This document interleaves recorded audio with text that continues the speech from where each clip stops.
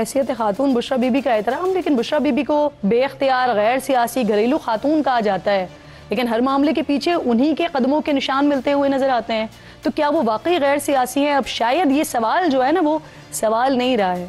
Programme में इस पर मजीद बात करने के लिए मेरे इंतहाई मोअज़्ज़ज़ मेहमानों में मुझे आज शुएब शाहीन साहब ज्वाइन कर रहे हैं, रहनुमाए तहरीक इंसाफ के राना एहसान अफजल साहब कोऑर्डिनेटर टू प्राइम मिनिस्टर हैं, ज्वाइन कर रहे हैं हाफिज़ ताहिर अशरफी साहब जो कि सरबराह हैं पाकिस्तान उलमा काउंसिल के, वो भी प्रोग्राम में हमारे साथ मौजूद होंगे। शुएब शाहीन साहब, ज़रा आपसे बात का आगाज़ करते हैं। अब ये एक्स पर पैगाम भी आ गया है खान साहब का, वो कह रहे हैं तोड़ मड़ोड़ कर इस बयान को पेश किया गया है, सिर्फ क्लैरिटी नहीं दी है, मुस्तरद क्या है उन्होंने जो कुछ बयान दिया है उस बात को।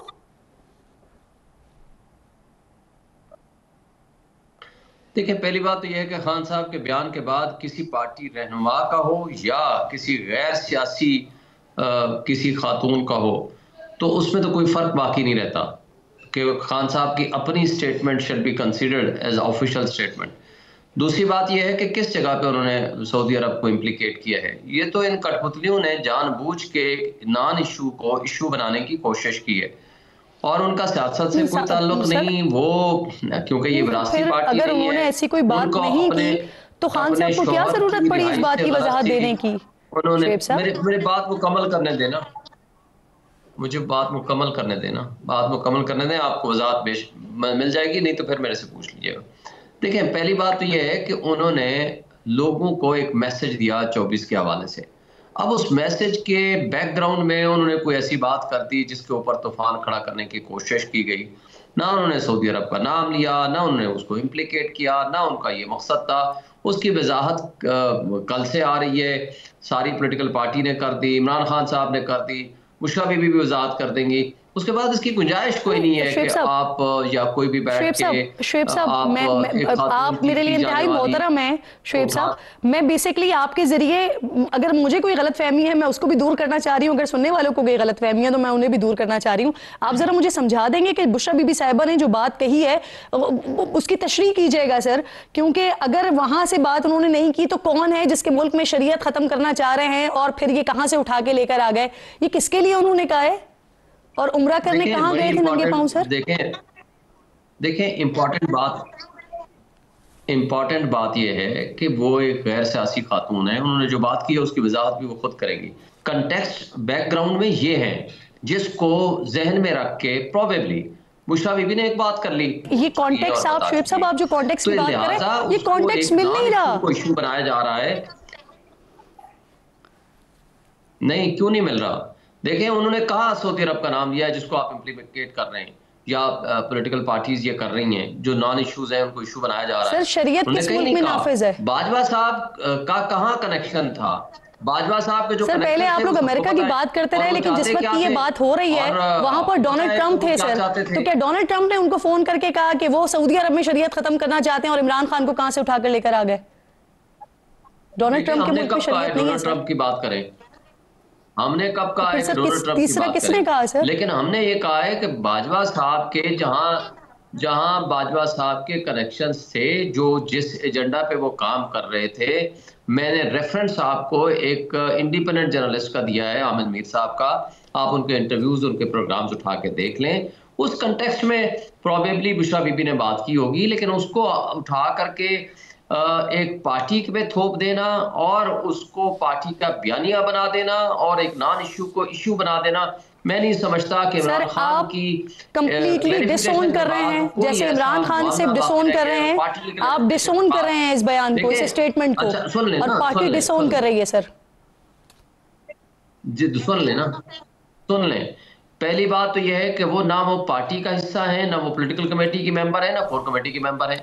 एक शख्स कोई भी उठ के कोई बात करे, पार्टी उसकी जिम्मेदार नहीं होती। दूसरी बात यह है कि उसने इस सिलसिले में कोई बात ही नहीं की जिसको नॉन इशू को इशू बनाया जा रहा है। तीसरी बात यह है कि इमरान खान और पार्टी की वजाहत के बाद इसको इशू बनाना, इसको उठाना, इन कठपुतलियों का एक शेबा है, इनका तरीकाकार है। कॉन्ट्रडिक्शन आपकी अपनी बात में है सर। अगर एक नॉन इशू है तो नॉन इशू पे पूरी पार्टी को बशमूल बानी को वजाहत क्यों देनी पड़ रही है? अगर ये एक नॉन इशू है, फिर सर इससे ज्यादा इंपॉर्टेंट ये है कि ये अगर रिकॉर्डेड स्टेटमेंट था तो फिर चलाया क्यों गया? क्या आप लोगों के इल्म में नहीं था? अगर पार्टी जब आप 25 न्यूज चैनल्स बैठ के एक ही मौजू उठाएंगे किसी के कहने पे या अज खुद, तो नेचुरली उसका फिर जवाब देना हमारी तरफ से बनता है, इसलिए जवाब दिया गया है, वरना शायद नॉन इशू था, आप उसको बात ही ना करते। दैट इज द कंसिडरेशन कि जब कोई नॉन इशू बताइए ये कटपुतली बनाएंगे, शबाशी बनाएगा या मीडिया बनाएगा। सर हम सब ने मिलकर नॉन इशू को इशू बना दिया, लेकिन ये बताइए कि ये इशू जो बना ये कोई लाइव बात तो हो नहीं रही थी सर, ये रिकॉर्डेड पैगाम था, 9-9.5 मिनट की ये रिकॉर्डेड वीडियो थी, तो पार्टी के इल्म में था ना कि वो क्या बात कर रही हैं, वो पैगाम देखा तो गया होगा ना कि क्या भेजा जा रहा है, उसके बाद वजाहतें देना सर। सुन लेना, पार्टी को पहली बात तो यह है कि पार्टी की मैंने आपको वजाहत पेश कर दी, ना वो पॉलिटिकल कमेटी का मेंबर हैं ना वो कोर कमेटी के मेंबर हैं, कि वो पार्टी के पास पहले वो आ जाए और उसकी अप्रूवल के बाद उसको जारी किया जाए। जारी करना था एक मकसद उनका, वो 24 के प्रोटेस्ट के हवाले से, उसके अलावा कोई मकसद नहीं था। तो लिहाजा अप्रूवल तो उस चीज की ली जाती है या उसकी जो एक पॉलिटिकल कमेटी या एक पॉलिटिकल प्रोसेस का जो शख्स हिस्सा हो, जो कोई भी इंडिविजुअल कैपेसिटी में कोई अपने शौहर के लिए या कोई बहन अपने भाई के लिए कुछ जुद्दोजहद करती है, तो उसकी की जाने वाली स्टेटमेंट जो होती है वो लेकिन सर आप लोग खुद जानते हैं कि इस वक्त सिचुएशन क्या है, हालात आपके अपने लिए क्या हैं। अगर वो घरेलू खातून है, गैर सियासी खातून है, और अगर वो स्टेटमेंट दे रही है और ऐसे स्टेटमेंट्स के जिससे रियासती मामला जो हैं वो दोस्त बिरादर ममालिक के साथ ताल्लुकात खराब हो सकते हैं, तो उसके लिए कम से कम आप लोगों को एहतियात करनी चाहिए ना। अगर वो गैर सियासी हैं तो आप लोग तो सियासी लोग हैं। सर राना साहब मुझे बताइए, क्या बुशरा बीबी के इस स्टेटमेंट के बाद किसी किस्म का कोई सऊदी अरब के साथ सरकारी सतह पर राब्ता हुआ? सर मुझे इजाजत दीजिए, राना साहब बड़े खामोशी से सुन रहे हैं आपकी बात, मुझे इजाजत दीजिए, मैं आती हूँ दोबारा आपकी तरफ, मैं आती हूँ दोबारा आपकी तरफ, क्योंकि ऑब्वियसली राना साहब वहाँ इतनी बड़ी बात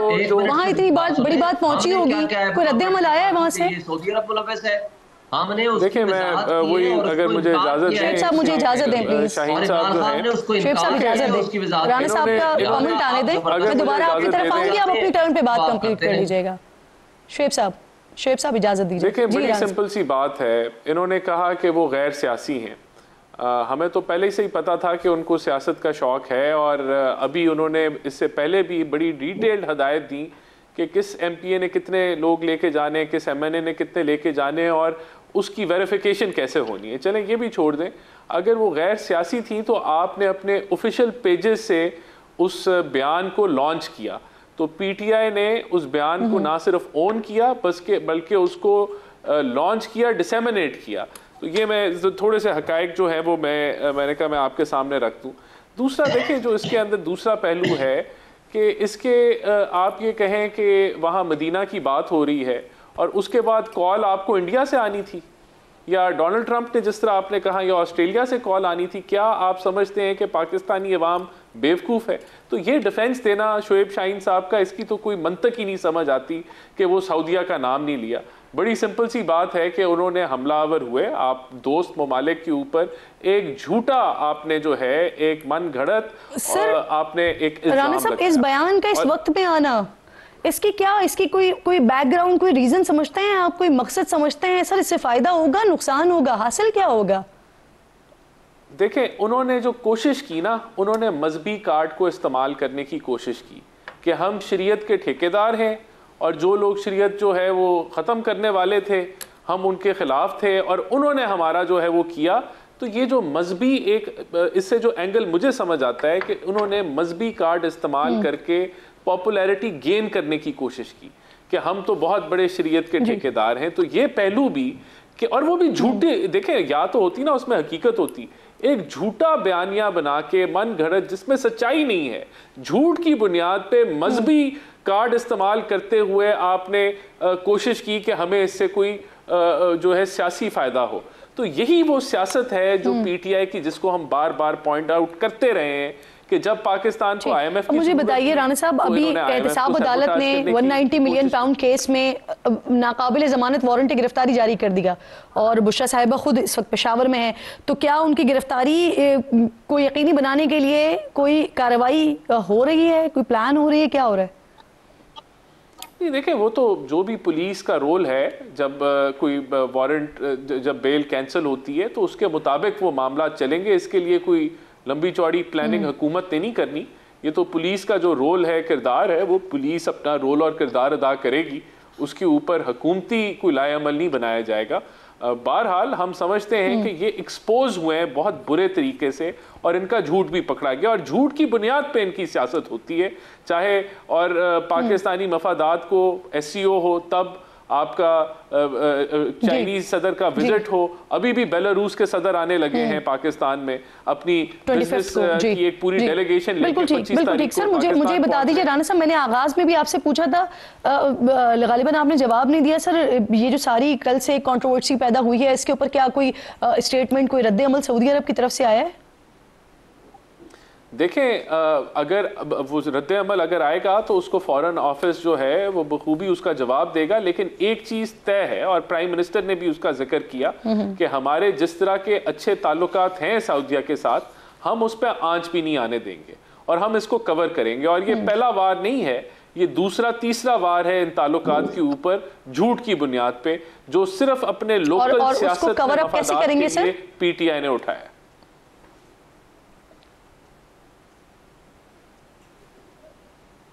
कैसे कवर करेंगे?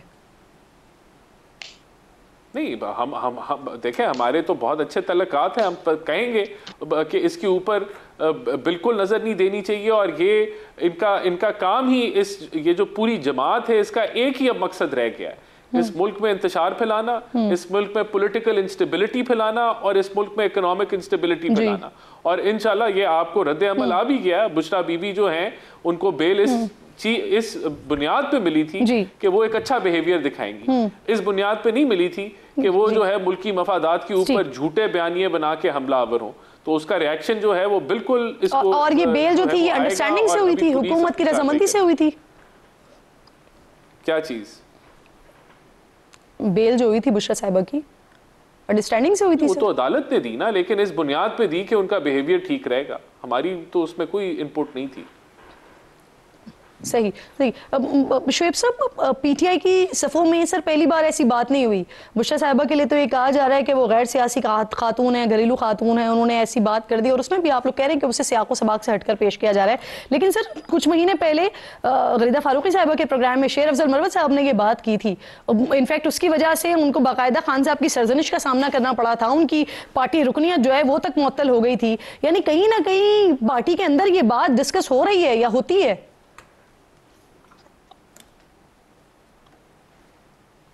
देखें, ऐसी कोई बात नहीं कि पार्टी के अंदर होने वाली बात होती, तो मैं तो पिछले 2.5 साल से पार्टी का हिस्सा हूँ, मैं खान साहब के साथ खड़ा हूँ और सबसे ज़्यादा शायद मुलाकातें भी मेरी हुई होंगी।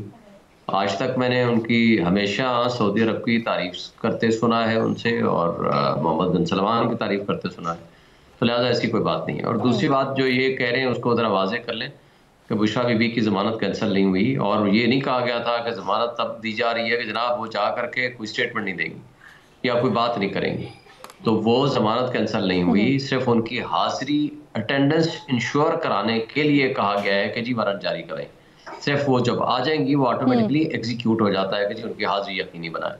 और डे टू डे हियरिंग आपको पता है चल रही है, और जो पिछले 10 साल 12 साल से मुकदमात पड़े हुए हैं उनके लिए उन जजेस के पास कोई काम नहीं, सिवाय इस बात के वो सुबह शाम डेली बेसिस पे जज जाकर अडियाला में बैठते हैं। एक अगर खातून बीमार है और उसने अपना मेडिकल, सर मुझे एक ब्रेक लेना है और ब्रेक के बाद ऑब्वियसली नवंबर को पाकिस्तान तहरीक इंसाफ की तरफ से फाइनल कॉल है, हुकूमत की तरफ से अलग इक़दाम किए जा रहे हैं, दफ़ा 144 भी हो रही है इस्लामाबाद में, इसके साथ साथ रास्ते भी ब्लॉक किए जा रहे हैं। वज़ीर दाखिला कह रहे हैं कि इस्लामाबाद में किसी को एहतजाज करने की इजाज़त नहीं देंगे, लेकिन PTI अपने मुकम्मल जोर के साथ आने की बात कर रही है।